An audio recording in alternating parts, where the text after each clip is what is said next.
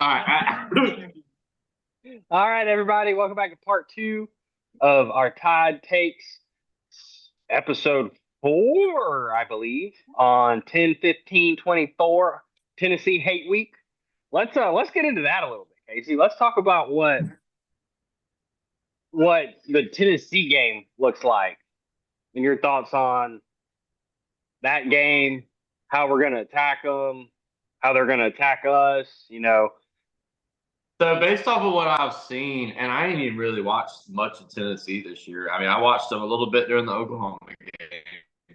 Um, I watched them a little bit against Florida, but not much at all because I was flipping between all the other games.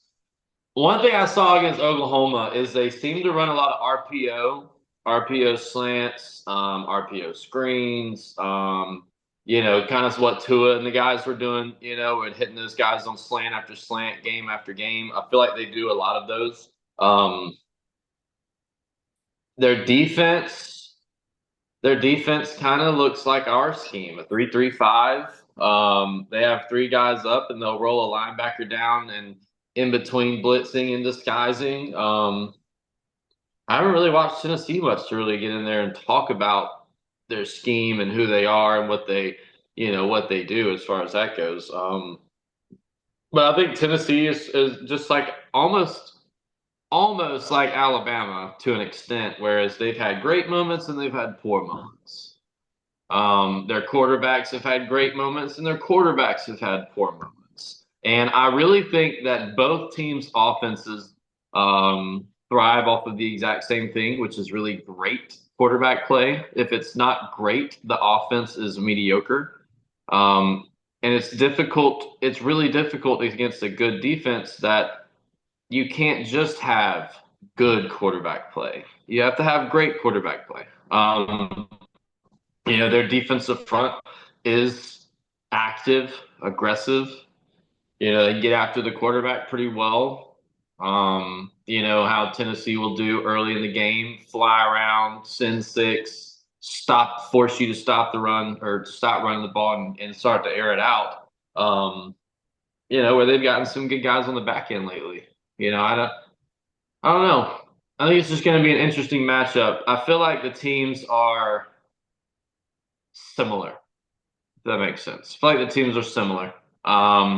One thing that does scare me is Tennessee likes to run a lot of super wide formations to really spread the DBs and the secondary out and really just have you three linemen and maybe two linebackers in the box. And if we have to go thin in the box, that worries me. That's the biggest worry about Tennessee is their run game. You've said it. You've been saying their run game scares you.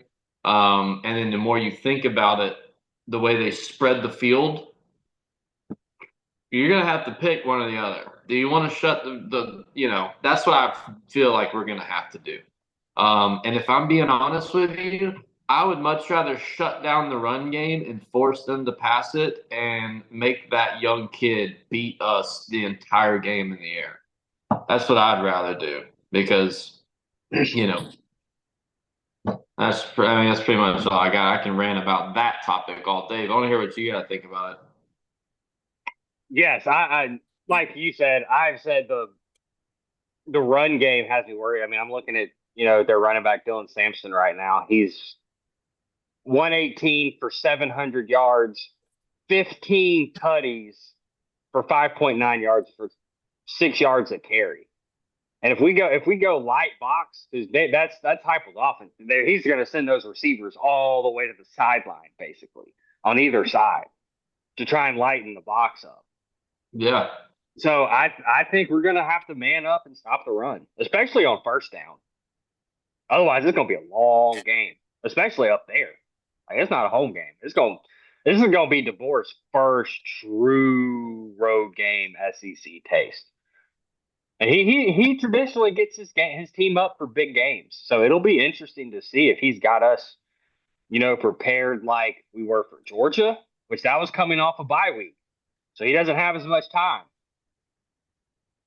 So it's going to be interesting if he can get us truly prepared. for this game.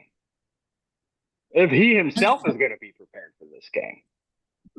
Well, you already know, when you play Tennessee, you already know who Josh Heupel is. They're going to throw 5 to 7 just 50-50 deep balls on their sideline. Heupel's going to run halfway out to the numbers, screaming at the officials, throw the flag, throw the flag. I do want to add, apparently it's the same crew as the last time we played there. That's the word. The one that gave us, 17, 18 penalties? And it's funny, we talk about how bad everything was, but with 17 penalties, we still only lost by 3. It still took a last-second field goal. I mean, everybody knows the SEC officiating is almost as bad as the NFL. Like, it's putrid. There is no consistency among crews, among calls. So it just is what it is at this point, right? Like, it's either going to help you or it's going to hurt you. It's just game by game, crew by crew. If you get lucky and get a good crew on a good day, then congrats to you. I'll put $100 on it right now, though, that Alabama has more penalties. I'm not going to take that bet. I'm not taking that bet. I am not taking that bet, dude. Dude, they missed 3 targeting calls against South Carolina 3 plays in a row. Blatant targeting calls, dude. I'm not blaming the refs. I'm not saying the refs were the reason South Carolina was in that game. God no, we were stinking up most of that game. 90% of that game we were stinking it up, but it's getting crazy. Like those were blatant, not even to review, not even to talk about. Even the Emmanuel Henderson fumble was targeting. That's what I was about to say. Even that play there, if you look at it because Justin Jefferson hit South Florida's quarterback with way less momentum. His hand grazed his face mask. Who? Wasn't that Q Robinson?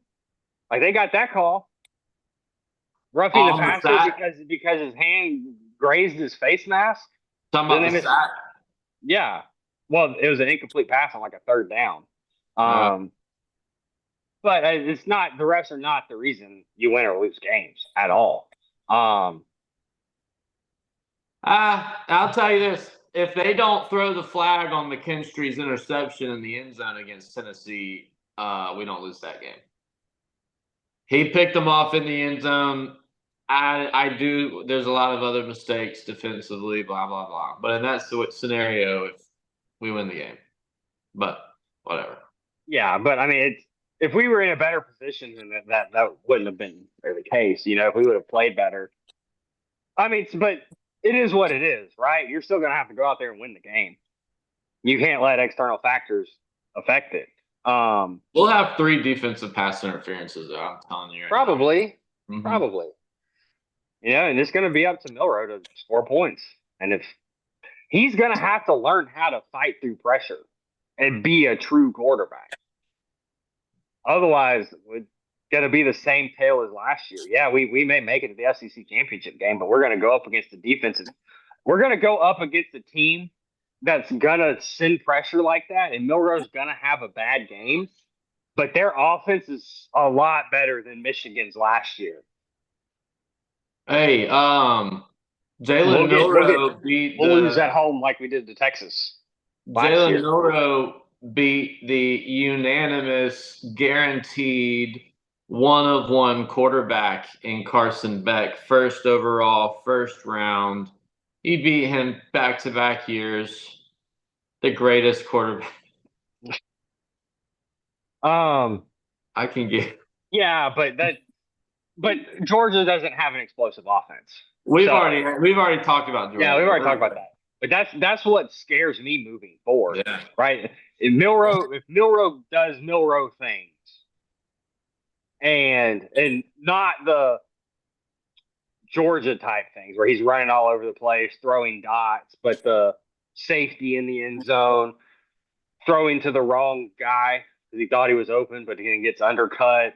Like, he's doing those type of things, I don't think our defense is good enough to stop it, especially if we're giving up 17 play 9-minute drives in the third quarter.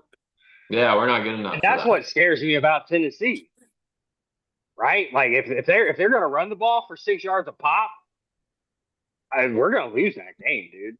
Yep. Unless Milrow just plays out of his freaking mind, we're going to One lose that. one thing about Tennessee though is a lot of times when they score, they do score fast. Majority times when they score fast. So if they score in that 2 to 3 minutes, you would almost rather that than an 8. No, you would want that than a 8, 6, 7, 8, 9 minute drive. I mean, I think they've only played like one top 50 offense defensively as well, but the most points they've given up all year, I believe, is 19 points. So that's got me a little worried too. Like, is Milrow gonna not be able to recognize the pressure? Is he not gonna have the game plan like he did it coming out early against Georgia, where he just knew where to go with the ball quick?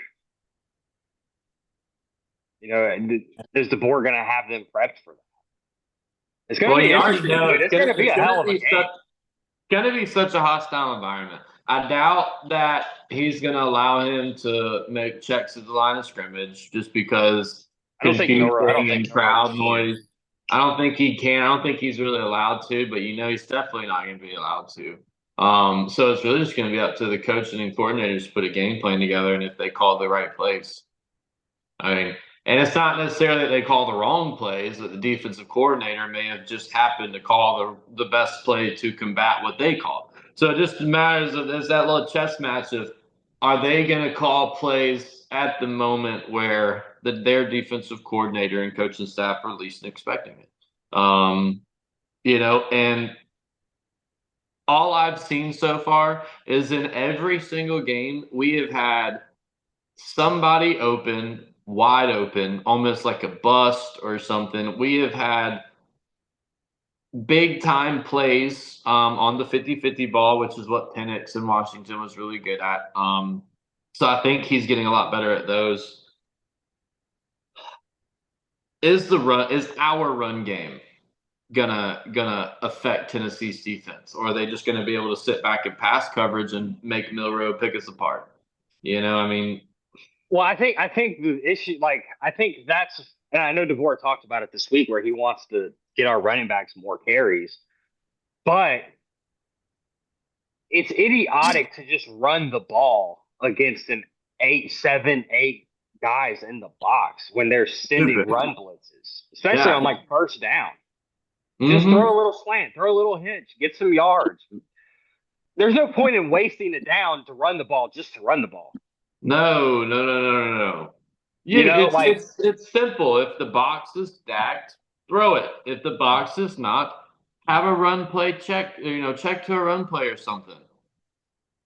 I don't understand what's difficult about it. And I know we haven't been offensive coordinators before, but like you're saying, when it's 1st and 10 and they stack the box with 8 and send 7, it's like, your odds are not in your favor. I don't care what type of set that you have.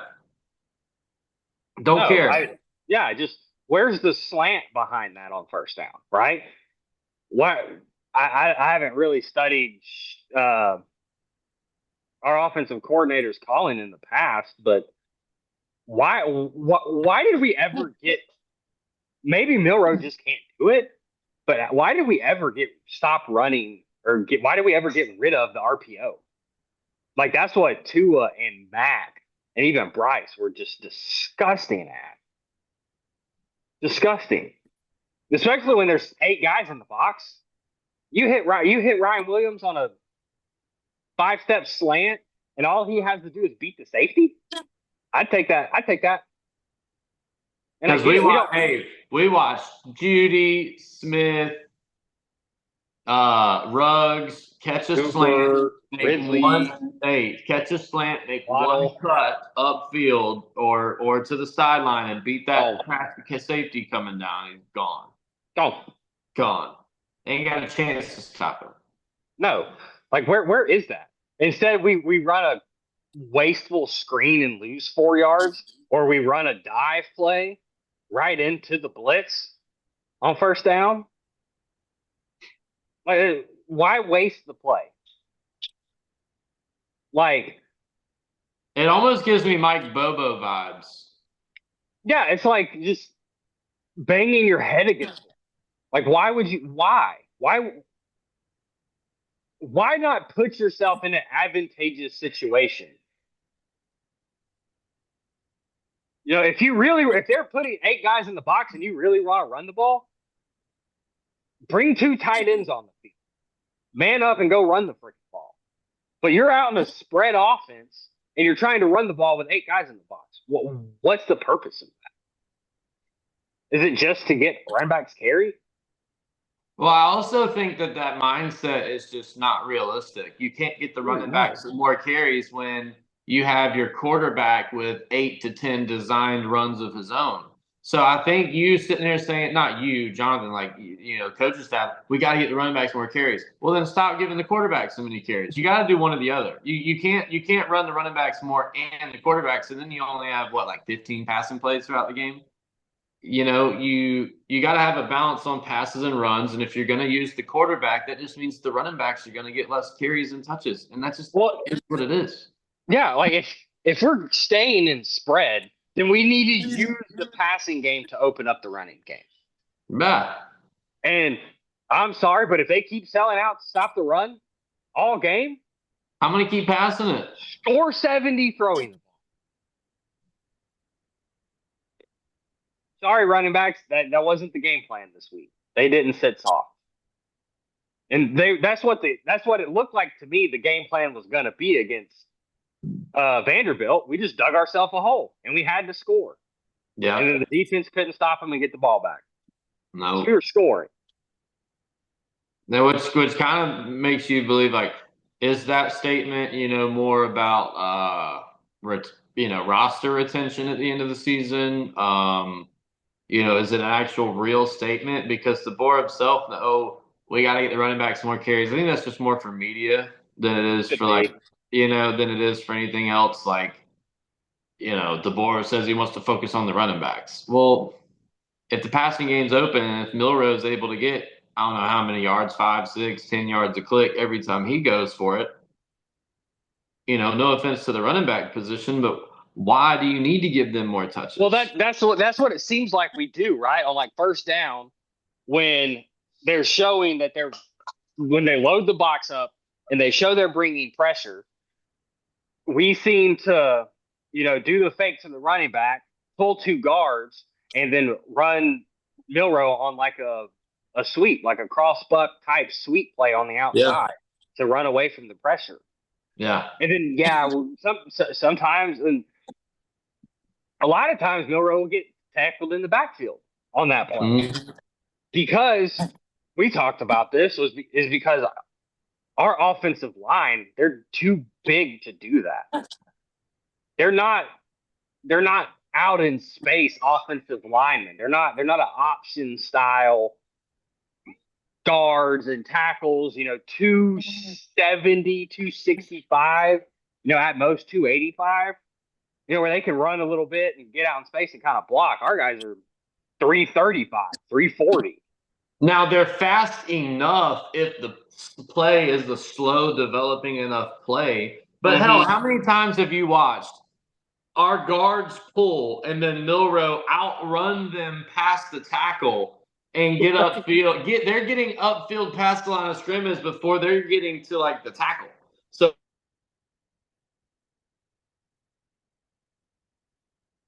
you there, Casey?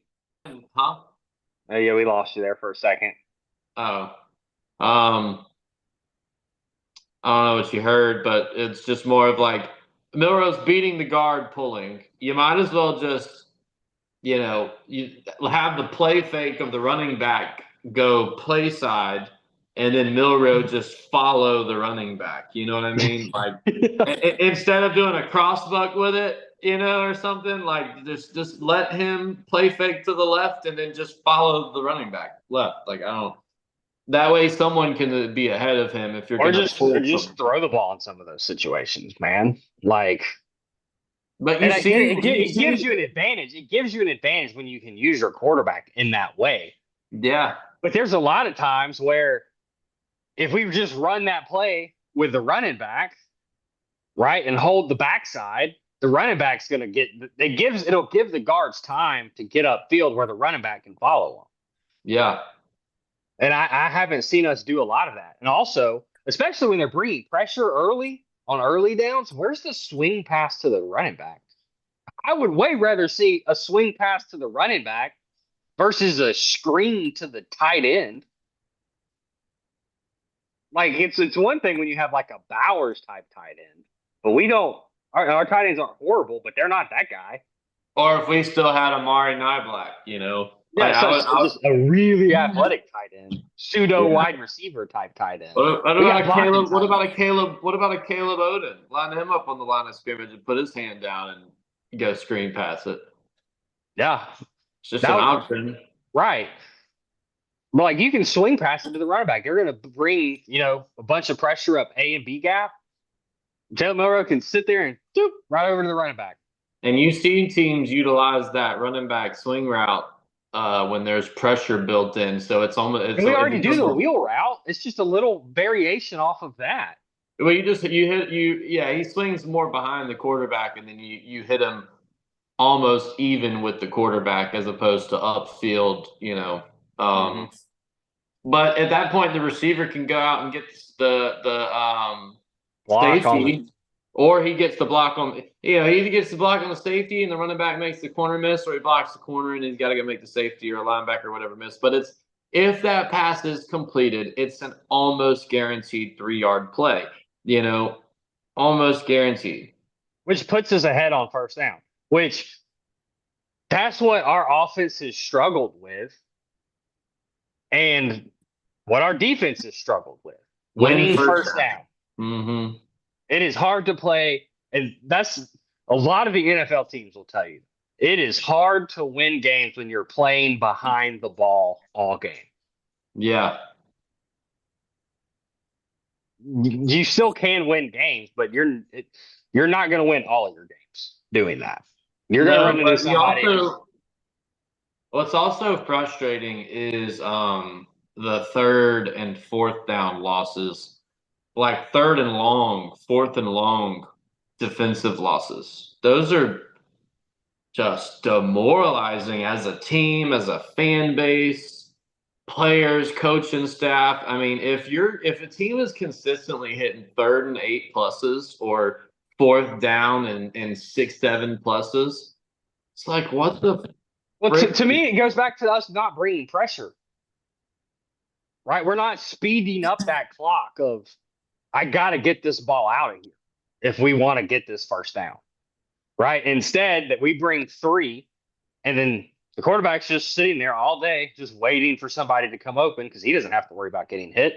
We talked about that against Tennessee 2 years ago with Pete Golding when he was dropping Will Anderson in coverage 90% of the game, right? Like you're bringing 3, and the quarterback is shredding your defense, and you are not sending the best pass rusher in college football to rush the passer.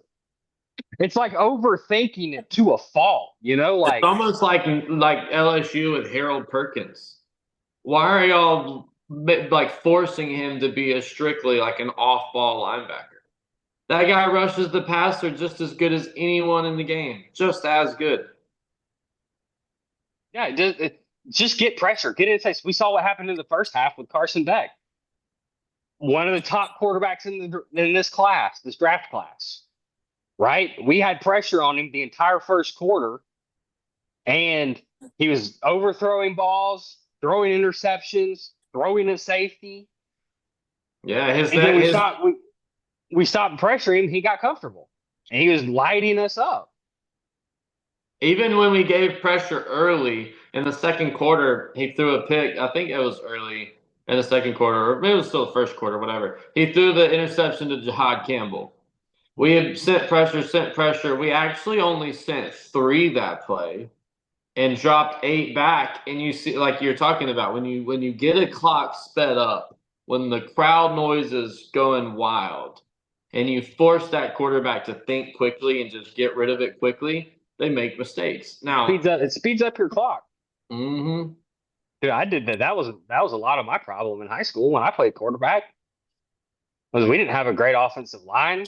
So every time I actually had time, which I couldn't throw the ball for crap, which is funny because I'm white, but I can't throw. But like I would, dude, I would just start running for my life because I've been running for my life all year and all game. But like I'd actually have time. But I'm like, oh, I got to get up out of here. It's been like half a second. I'm about to die. Like that's a real thing, especially to college quarterbacks. Maybe not so much a lot of NFL guys. Because those NFL guys, a lot of them will stay in there and just take a lick, dog. Like Yeah. just smoke. Yeah. Ugh. But that happens. You see it a lot with college quarterbacks. Yeah, they just chuck it. They get nervous and get uneasy feet and just chuck it. Yep. Yeah, they get that off the back foot throws because pressure's coming. Versus hey, I've got time. Let me check this read. Okay, I'm gonna step into my throw and throw it here. Right, I'm gonna throw it to that spot between the safety. I wish it took as long as you just made it seem. What? I wish it took as long as you made it seem right there. That would be great. Right, like, dude, it's insane to me that, and like it goes back to Womack and DeBoer not being in this league before. I think they're seeing like, hey, you can't be bland in this. You're not going to be able to save plays and save schemes for the 8th, 9th, 10th game of the year. You're going to have to show it. You're going to have to show it because you're going to have to show it to win. You're going to have to come out every week like it's your last game. Like Sark showed early in the season, we can line Devontae Smith on a linebacker or a safety and torch you all game with it. And that's what he did the entire season. Yep. Because no one put a corner on him. They never switched off to a corner because you can't switch, but the coverage you can't. He just showed how you were going to beat him, and they didn't put a linebacker and a safety on him. They just kept them in one-on-ones. Yeah, dude, that slot, Devontae in the slot, kind of just like an over route. I can't. Yeah, he probably scored like 12 touchdowns that year with that same play. That's what I'm saying. Like the same exact play, and no one. If you want to win with what you're extremely good at. Mm-hmm. Like how many times against South Carolina were we able to get a deep ball off? Once, and he missed it. I mean, which happens. You're not going to hit all of them, bro. No. You're not. I mean, and it wasn't. It was a miss because it was the touchdown to 5 at the end of the game. But okay, I'm talking about though. Just go ball, deep ball. Yeah, go ball. Like we honest to God probably need 5 or 6 of those a game. If I had to guess. That's one thing that killed. I don't know if it was game plan. It didn't seem to me it was how they were covering him. But I think Milroe was way too focused on trying to get the ball to Bernard. Like, if I'm Milroe, dude, I'm watching 2 every play. Every time I'm passing the ball, I'm watching 2. I don't care who's around him. I don't care if it's 4 people. I'm watching 2. Because if I drop back and I see 2 has 4 people around him, okay, then I'm going to look elsewhere. But even his interception, Ryan Williams was wide open. He missed Ryan Williams on the go ball, wide open. There's another first down play where he threw it to Bernard. Ryan Williams was wide open. I think you're frozen. No, I'm not. You were still, dude, like completely unmoving. I was just locked in, dude. Just locked in. And that's the thing. I think we got a little overhyped on Milroe after the Georgia game. Yeah. Because he's still showing some of those old Milroe traits that he exhibited last year. And What you were talking about? Like, was he just trying to find Bernard? Was it how their cover scheme is, or Was it just a straight up matchup? You know, where like, hey, their cornerback one is good, but their cornerback two or three or whoever the guy is a much favorable matchup than two on their other guy. Or maybe it was, hey, we want to try to get Germ the ball, or we want to try to get Bernard the ball a little bit more. But I'm 100% with you, dude. Your first read needs to be two every play, every play. Short, medium, or deep doesn't matter. Two's my first read. And if he is not there, then you go somewhere else. But two has to be the first read. It's a Julio Jones, not same thing, but it's a Julio, Devontae, it's a Amari Cooper, Cooper, a Ridley. Ridley. Yeah, it's that type of You can't situation. really use any of the receivers Tua had because he had so many of them. It was just let me just stare somewhere else. I'm just gonna throw this ball somewhere on the field, and one of you guys will catch it. God, dude, I couldn't imagine being able. I probably could have played quarterback with those guys on the field. Those guys, that was insane because it didn't matter which read Tua had, they were probably open. Everyone was open. I mean, dude, those dudes were playing rock paper scissors for routes. Like, hey, this is the touchdown route. Dang Ah, it, you God dang it. yeah, and then it was a touchdown. Like, You're what a gonna be all shitty over pass, man. ESPN because you already got one earlier, you bastard. Like, God, insanity. But yeah, you'd have to be crazy not to at least at some point look at two in his route, in his stem. Have to. You got to. I mean, the kid's too good not to. Yeah, I don't see how you don't. That's like when you have a Derrick Henry. How do you not hand it off to him at least twice every series? Yeah. Like Every first down, he's getting the every ball. first down Don't care. series. Yeah, like dude. Like he's got to get the ball on like first or third down or second. Like he's got to get the ball twice. Like I don't know what you want me to say.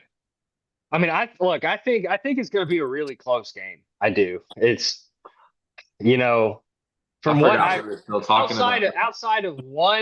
outside of two quarters against Georgia, we have not seen this team play to the level that they're capable of, and until they can do it consistently, I don't think I can't say that they're going to roll through every team we play. I just can't.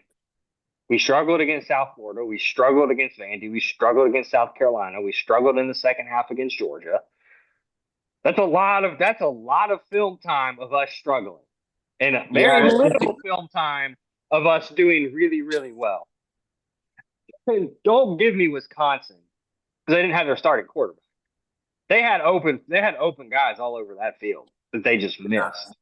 yeah, true, That game was a lot closer than the scoreline indicates, true. especially if their quarterback doesn't go out, because I Yeah, think he probably hits those. So it's gonna be interesting, man. It's up in Neyland. It's gonna be at Neyland, so it's gonna be one of those big time night SEC games. I don't know if they're gonna give us the night slot or they're gonna give Georgia Texas the night slot. we're 3:30. We're 3:30. Which is, I mean, that's better at least. It's That's not the night better game. to play in Neyland at 3:30 than it is freaking 7:30. Yeah. Um, yeah, they got Georgia Texas at 7:30. I don't know. I'm nervous about it, but like at the end of the day, I always have that confidence in my guys. You know I mean, you me. always do, right? You're a You fan. know they. Um, I just always got my confidence in them. The problem is here's what I really think is the deciding factor in the game. I think it's gonna be a battle of the trenches and who wins the turnover battle. Uh, it's gonna be, can we rattle the quarterback enough to make him have an Oklahoma, Arkansas, or parts of Oklahoma, Arkansas, or Florida performance? If that happens, then we win the game. Obviously, the run game is scary, yada, yada, yada.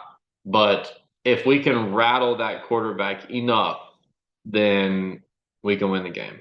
I agree. I think we have to rattle him throughout the whole game. Right? We Can't come in spurts. can't do like we did against Georgia, where we're all in his face all throughout the first half, and then we let him pick us apart the second half. You know, we've got to do that all game. All game. And hey, well, maybe you should call into the Malmore facility and see. hey, DeBoer, you interviewing for the DC job? I can't call a defense for crap. I don't even know what did you call this? What you call this formation? But we're gonna put all 11 guys on the line of scrimmage. Like we're just gonna man up, man everybody Everywhere. Yeah, always. Our players versus your players. But I do hope we see some of that. Right? If they hit a big play, they hit a big play. You know? they're a big play kind of offense that has a very good run game. So I mean, that's what they're a big play passing game with a sustainable, a long drive type of run game. Forget the big play. The big play doesn't beat you. Not having the ball in a very dynamic, explosive offense's hands beats you. So if our offense doesn't get the ball 10 times this game, we can lose this game. You know, we Dude, can't. From what I've seen, we can lose every game on our schedule from here out. Well, yeah, you could. Yeah. I'm mad. Until I see us play not necessarily to our peak, but well enough consistently, I'm worried. I'm gonna be worried every week, man. Yeah, Charleston Southern's not very worrisome. Okay, you know what I mean. You know what I mean. I agree. But yeah, it's gonna be a hell of a game. SEC third Saturday in October, baby. Rivalry. Woo! You gonna get a cigar? Maybe. I don't know. We'll Maybe see. smoke my pipe. Yeah, hit your pipe. I'll get like one of them like old man like wizard hats or something. Yeah, like Gandalf. That's funny. But yeah, we're down to the last minute, so we appreciate you guys coming on. Like I say at the end of every video, thank you for watching. If you have any takes or any comments you'd like to leave, please drop them in the comments below. You can also email us at tidetakes1@gmail.com. We'd love to hear from you guys. Thank you for watching, and we'll probably put another video out Thursday, maybe. We'll see how that goes, see if there's any games. Probably will. Probably like to talk about Texas, Georgia, a couple of those games. So we may do another Thursday video of our kind of thoughts on some games this weekend around college football. But thank you guys for coming out. Thank you for watching, and we'll see you guys next time. Boom. All right. See you guys. Roll Tide.